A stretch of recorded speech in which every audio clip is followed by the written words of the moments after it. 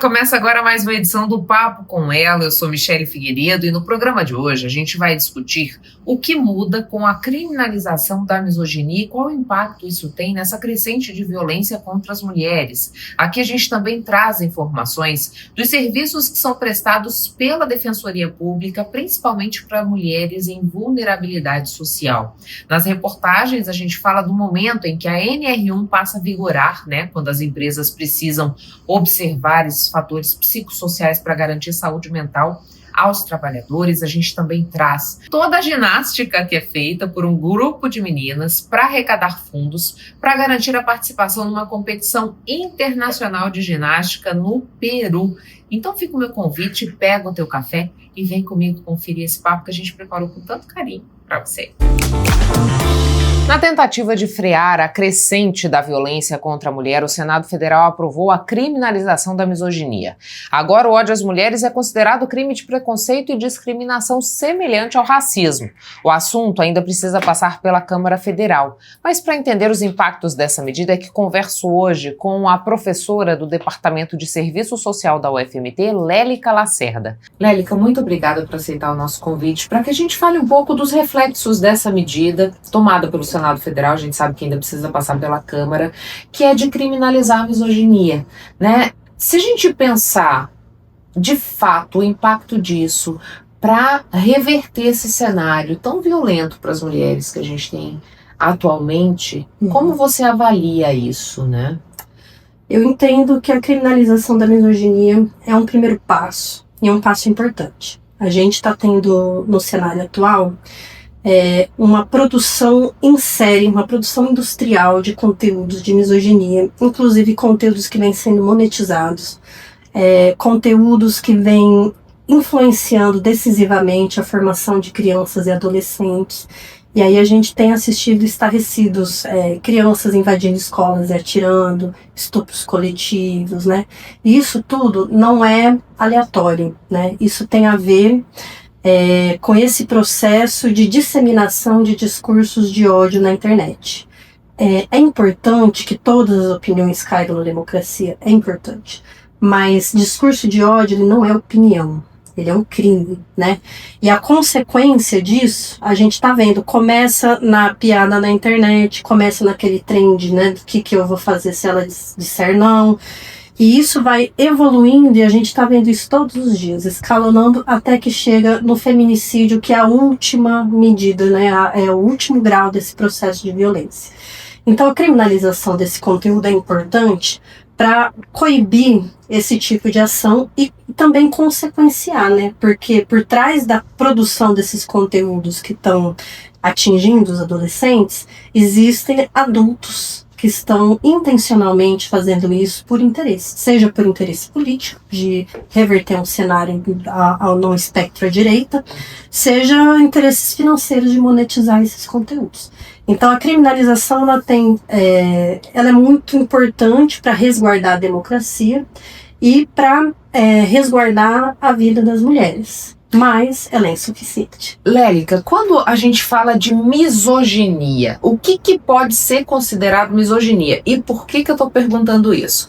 Porque assim que a medida foi aprovada no Senado, a gente já viu um discurso nas redes sociais dizendo assim, olha, agora se dentro da tua casa você dizer para tua mulher que ela tem que lavar roupa, você pode ser preso.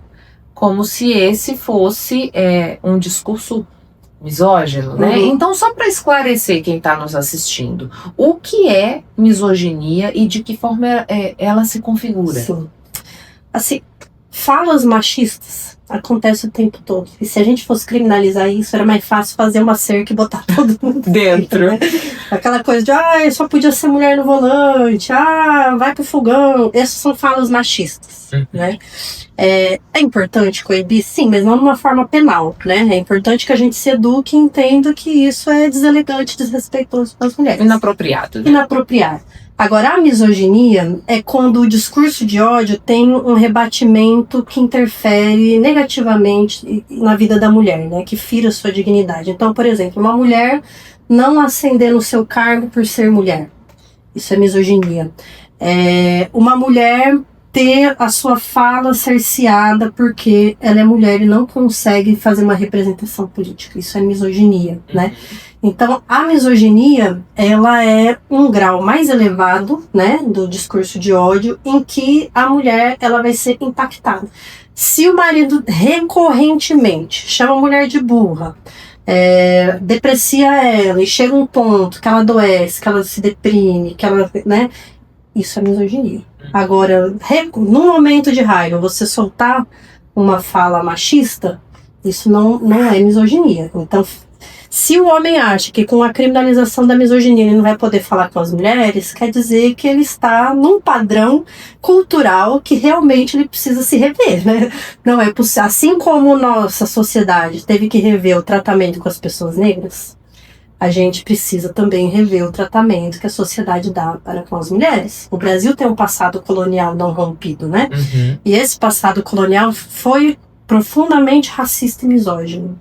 E a gente está começando a tocar nessas feridas que a gente precisa avançar enquanto sociedade para conseguir produzir um cenário de democracia em que caiba todo mundo, né? Você dizia pra gente que criminalizar a misoginia não é suficiente, que a gente precisa dar outros passos. E a gente questiona isso mesmo, porque quando se fala apenas do punitivismo, a gente vê que o resultado, ele não chega, né? Se chegasse, nós teríamos uma redução do feminicídio quando a pena foi para 40 anos, Exatamente. por exemplo. Então, que outras frentes precisam ser trabalhadas também, Lélica, para que as mulheres de fato se sintam seguras, principalmente em Mato Grosso, que lidera o ranking do feminicídio? Existe uma conexão não muito visível da misoginia com a queda da qualidade de vida das pessoas. Hoje a masculinidade ela está fraturada. Por quê? Porque muito tempo se vendeu o discurso de que o homem ia ser o provedor da casa, o viril, aquele que paga as contas, né, que provê, e as mulheres ficariam no espaço doméstico cuidando do ambiente do lar, né? Acontece que a gente tem tido um mundo do trabalho tão degradado que os homens não conseguem mais cumprir essa tarefa de provedor. E com isso, ao invés deles se voltar contra as medidas que desregulamentam o mercado de trabalho, eles estão se voltando contra as mulheres que estão, na medida em que eles não conseguem ser os provedores, a gente tem que prover também. Isso dá uma equalizada nas relações de gênero, né?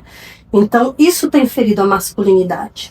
Então, o cenário atual, ele requer que a gente possa promover, primeiro, né, melhores condições de trabalho, para que as pessoas possam ter trabalhar e se sentir satisfeitos de trabalhar e conseguir ganhar a vida e conquistar as coisas que sonha. Mas isso é pouco. A gente precisa envolver os homens, eles precisam perceber o quanto eles perdem na medida em que a masculinidade os distancia do cuidado. Criar um filho e não saber nem quem são os melhores amigos daquele filho, né? Tá em casa e não saber onde guarda a vassoura, né? Então, se por um lado existe um gozo nisso, por outro lado também tem perdas, né? De uma qualidade de vínculos mais superficiais, né? Uma forma mais utilitarista de lidar com as pessoas. E essa mudança de mentalidade não adianta só você reprimir com a punição. Até porque o punitivismo ele não vai chegar em todo mundo. A gente sabe que existem homens poderosos que o judiciário acaba não punindo, né? Então a gente precisa envolver a sociedade num processo de educação e de cultura. Então, assim, eu vejo com muito maus olhos a militarização das escolas.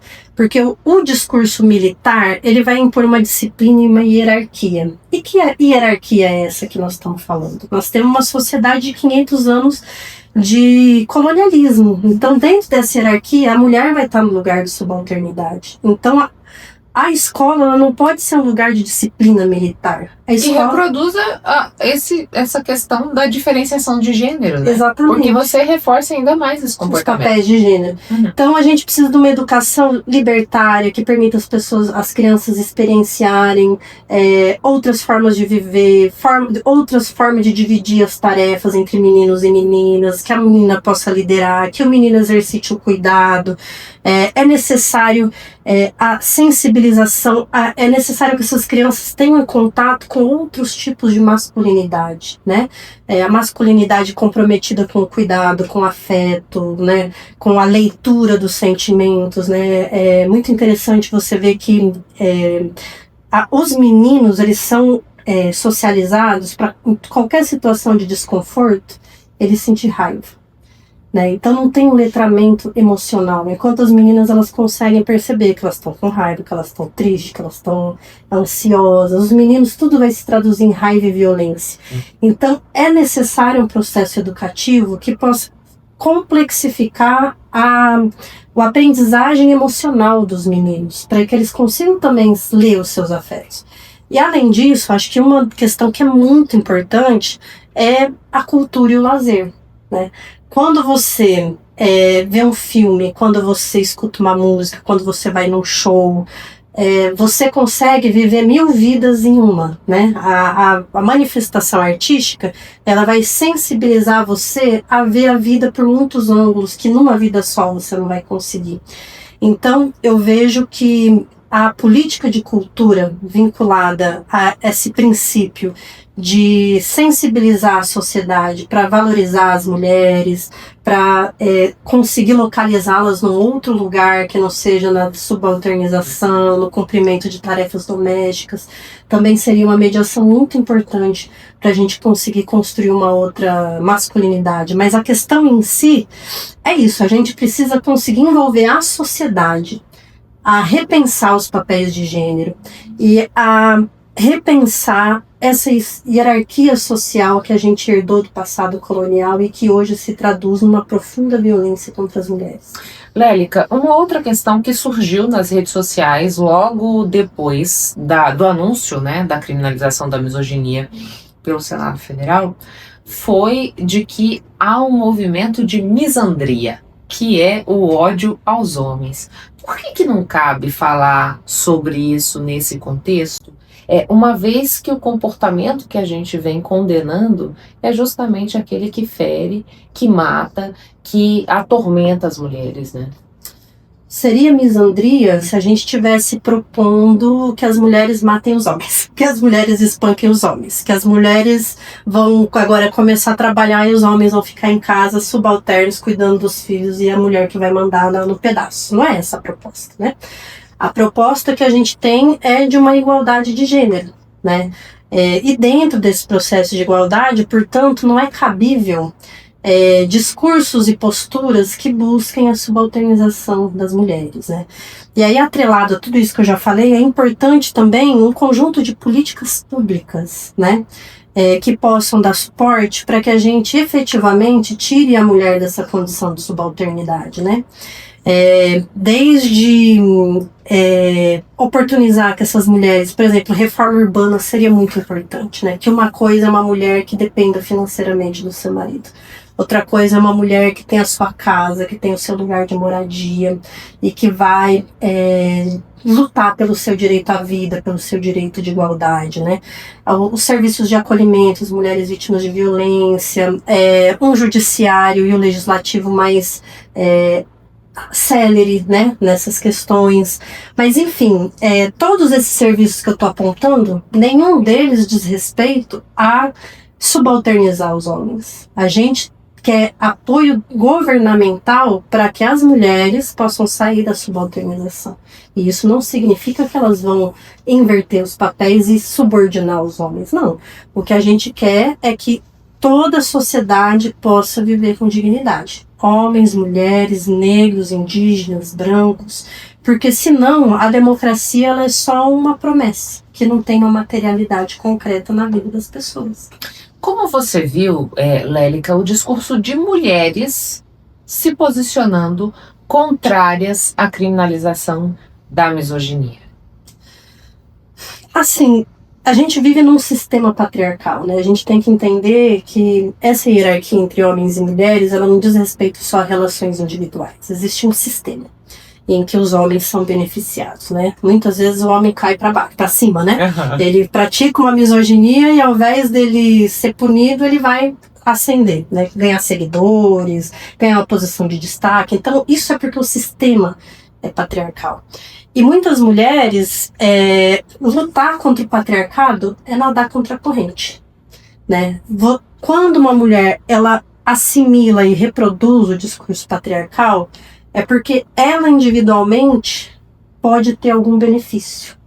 Só que esse benefício, ele pode, na volta seguinte, se voltar contra ela de novo, né?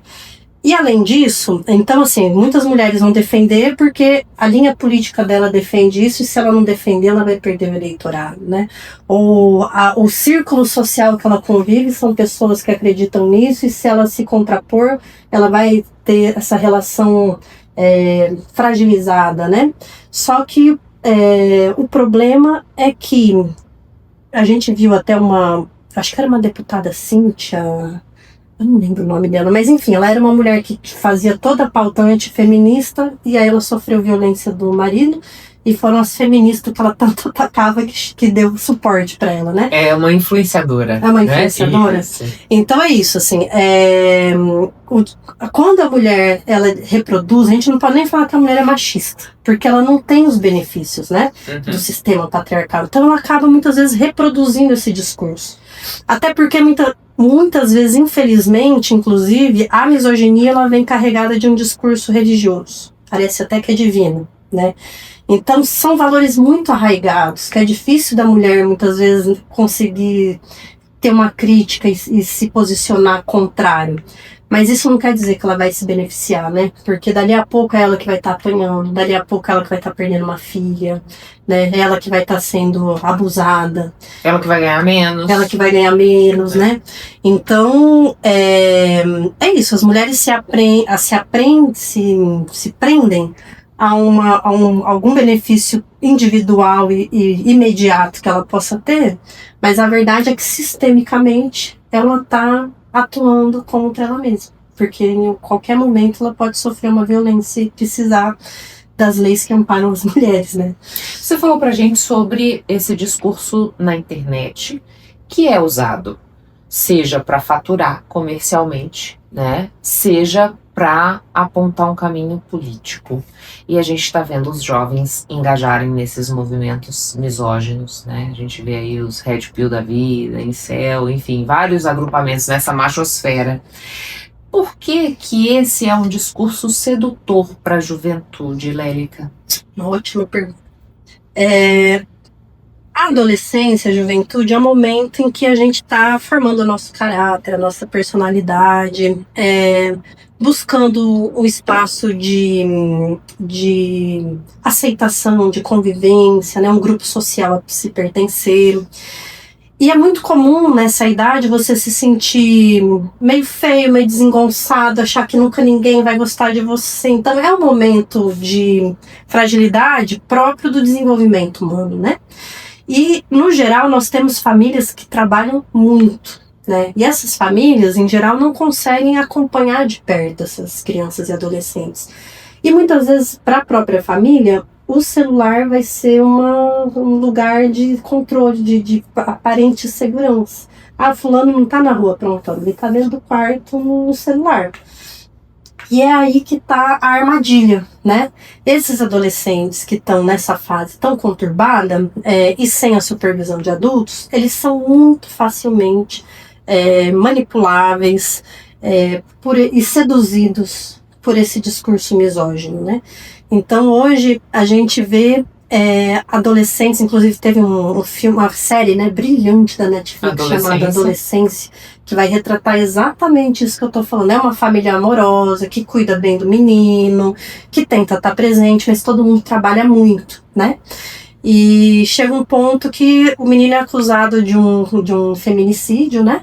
E a família não consegue acreditar, e era ele mesmo, né? Então, ali mostra como que aquele menino tão fragilizado nessa fase do desenvolvimento dele e alheio dos cuidados mais qualitativos dos pais, acaba sendo arregimentado por esse tipo de discurso, né? E esse tipo de discurso, ele tem por objetivo canalizar a juventude para um espectro à direita, né?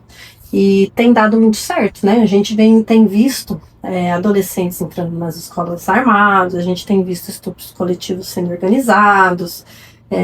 Isso tudo não é aleatório, né? Existe mesmo... Tem um propósito aí. Existem adultos conscientes que estão produzindo em série, né, em escala industrial, esse tipo de subjetividade. Por isso que precisa de uma medida governamental, né? Responsabilizar os pais é injusto, inclusive, né? Porque os pais estão fazendo tudo o que eles podem, né? E não é responsabilidade, a formação das novas gerações não é responsabilidade só dos pais, é de toda a sociedade. Então, toda a sociedade que preza pela infância precisa prezar pela regulamentação das redes sociais. E isso não quer dizer que seja um autoritarismo, né? Não quer dizer censura, não. Quer dizer que dentro da democracia, determinados tipos de discurso que propagam ódio, ele não cabe, porque esse tipo de ódio, ele vai minar a própria democracia, né? Porque,